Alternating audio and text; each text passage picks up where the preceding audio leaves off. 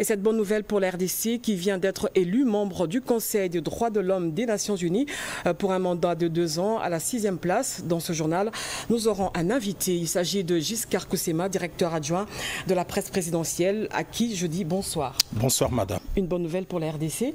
Lors de son dernier discours à l'Assemblée générale de l'ONU, le président de la République avait démontré l'importance de la RDC d'occuper justement ce siège. Est-ce qu'on peut dire que la diplomatie agissante du président de la République a porté ses fruits? Le résultat du vote qui s'est déroulé à l'Assemblée générale des Nations Unies est la consécration justement de ces combats que le président de la République a menés dans les couloirs des Nations Unies à New York.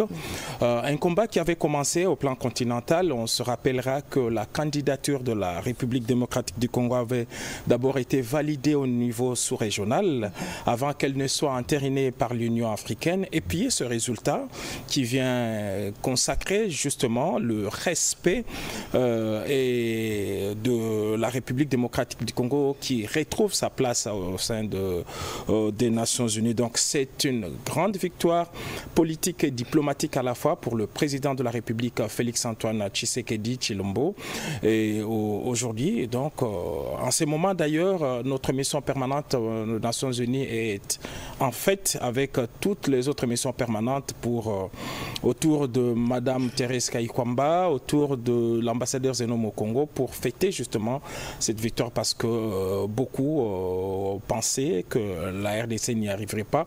Les résultats est sans appel en termes de pourcentage, c'est 94%. Oui, justement, élu avec 172% sur 190, comme nouveau membre du Conseil des droits humains, est-ce que la RDC à ce poste aura un droit de veto ou bien ça serait un simple observateur? Non, le Conseil des droits de l'homme des Nations Unies n'est pas le Conseil de sécurité. C'est une instance créée en 2006 dans le but de renforcer la promotion et la protection des droits de l'homme dans le monde. Sa mission est de pouvoir traiter les situations de violations des droits de l'homme et de formuler des recommandations à ces sujets. Son siège se trouve à Genève. On se rappellera qu'il y a 2 ans, le président de la République avait fait un discours historique qui lui a permis de dresser justement la situation des droits de l'homme et tous les efforts qu'il a entrepris depuis son avènement à la tête de la République démocratique du Congo. Et je crois que tous les États se sont souvenus de ce fait réel et factuel et qui se traduisent par ces votes au niveau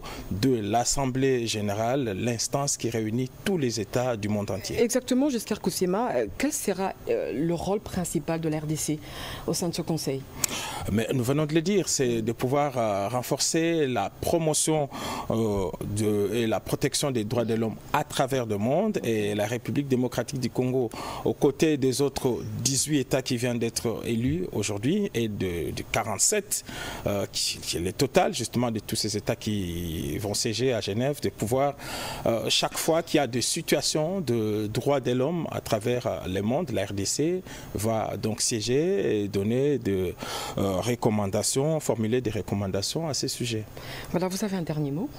Oui, le dernier mot, c'est de dire qu'aujourd'hui, avec le président de la République, Félix-Antoine Tshisekedi Tshilombo, la RDC est en train de retrouver sa place. On rappelle tous les efforts entrepris par lui et tous les résultats qu'il a engagés. Aujourd'hui, au niveau de l'Union africaine, non seulement le chef de l'État lui-même a présidé cette institution, mais il y a aussi notre compatriote qui est au niveau de la plus grande structure de santé de l'Union africaine. Il y a d'autres Congolais un peu partout. Et aujourd'hui, la consécration de la RDC, ce n'est pas fini. Aujourd'hui, la RDC est en droit, maintenant, compte tenu de son rôle stratégique, de pouvoir poursuivre ses ambitions, parce qu'il y a encore un autre combat que le président va certainement porter, c'est sur la participation de la RDC parmi les deux membres africains qui devraient entrer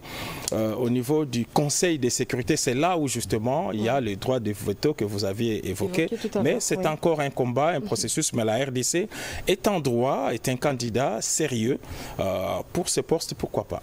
Voilà, Giscard Koussema, merci. Je rappelle que vous êtes directeur adjoint de la presse présidentielle. Merci d'avoir accepté notre invitation et de commenter avec nous cette actualité. Merci, madame.